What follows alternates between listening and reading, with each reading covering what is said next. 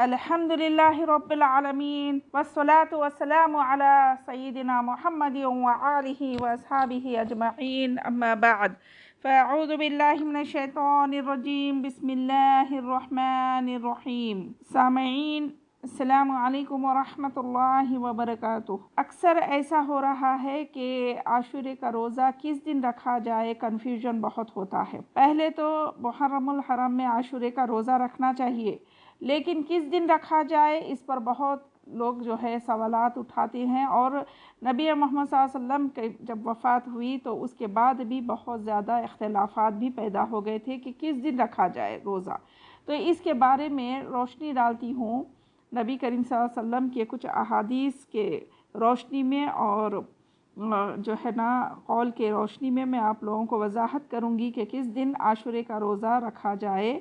उस ज़माने में कैसा जो है मुहद्दिसीन ने किस तरह की वजाहतें फरमाई हैं, उनको हम जानेंगे आज। अब्दुल्ला बिन अब्बास रज़ियल्लाहु ताला अन्हु फरमाते हैं कि जब नबी करीम सल्लल्लाहु अलैहि वसल्लम और सहाबा कराम रज़ियल्लाहु अन्हुम अजमईन ने रोज़ा रखना शुरू कर दिया तो बाद सहाबा कराम रज़ियल्लाहु अन्हुम अजमईन ने नबी करीम सल्लल्लाहु अलैहि वसल्लम से कहा, या रसूलल्लाह इन्नहु यौमुन तुअज़्ज़िमुहुल यहूद वन नसारा, अल्लाह के रसूल, उस दिन की यहूद और नसारा बड़ी ताज़ीम करते हैं। तो आप नबी करीम सल्लल्लाहु अलैहि वसल्लम ने फरमाया, फ़इज़ा कानल आमुल मुक़बिलु इंशाअल्लाहु सुम्नल यौम तासिअ, अगर अल्लाह ने चाहा और आइंदा साल आया तो हम 9 तारीख़ का रोज़ा रखेंगे। अब्दुल्ला बिन अब्बास रज़ियल्लाहु ताला अन्हु फरमाते हैं, फ़लम यअतिल आमुल मुक़बिल हत्ता तुवफ़ी रसूलुल्लाह सल्लल्लाहु अलैहि वसल्लम, तो अगला साल यानी मुहर्रमुल हराम नहीं आया, यानी यहाँ तक के रसूल करीम सल्लल्लाहु अलैहि वसल्लम की वफ़ात हो गई। सही मुस्लिम की ये रिवायत है, हदीस नंबर 134 में देखिए। यानी नबी करीम सल्लल्लाहु अलैहि वसल्लम ने फरमाया कि मैं रोज़ा रखेंगे आइंदा साल 9 तारीख़ का, तो यानी मुहर्रमुल हराम का रोज़ा हम रखेंगे आइंदा साल 9 तारीख़ का। लेकिन अल्लाह के नबी सल्लल्लाहु अलैहि वसल्लम के ऊपर वो साल नहीं आया, यानी मुहर्रमुल हराम आने से पहले ही अल्लाह के नबी सल्लल्लाहु अलैहि वसल्लम की वफ़ात जो है हो गई थी।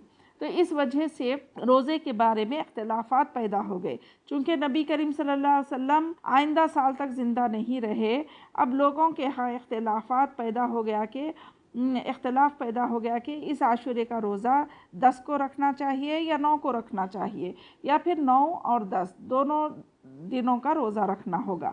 तो इस इख्तिलाफ़ का हल यूँ निकला कि चूँकि अब नबी करीम सल्लल्लाहु अलैहि वसल्लम तो ज़िंदा नहीं रहे, तो अगर वो मज़ीद 1 साल ज़िंदा रहते तो मसला बिल्कुल वाज़ेह हो जाता, मगर आप मौजूद नहीं रहे।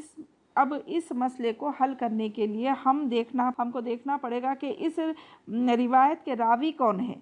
चुनांचा देखने से मालूम हुआ तहक़ीक़ के बाद कि आशूरा के बारे में नबी करीम सल्लल्लाहु अलैहि वसल्लम से रिवायत करने वाले रावी सैयदना अब्दुल्ला बिन अब्बास रज़ियल्लाहु ताला अन्हु हैं। अब इब्ने अब्बास रज़ियल्लाहु ताला अन्हु का वज़ाहती कौल भी समात फरमा लीजिए। सूमुत तासिअ वल आशिर वल खालिफुल यहूद, 9 और 10 दोनों का रोज़ा रखो और यहूद की मुखालिफत करो।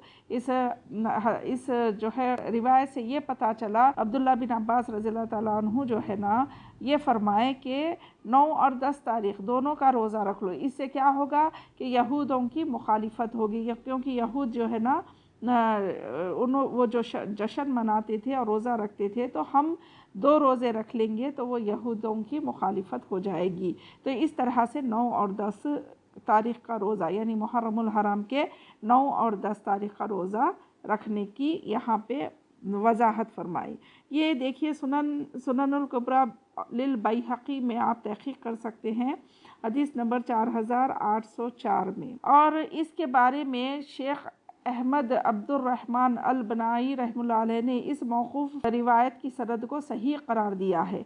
देखिए इसको अल-फ़ताह अर-रब्बानी में, और इसके मुसन्निफ़ है अब्दुर रज़्ज़ाक़, और इसको तहाविया में भी तहक़ीक़ कर सकते हैं।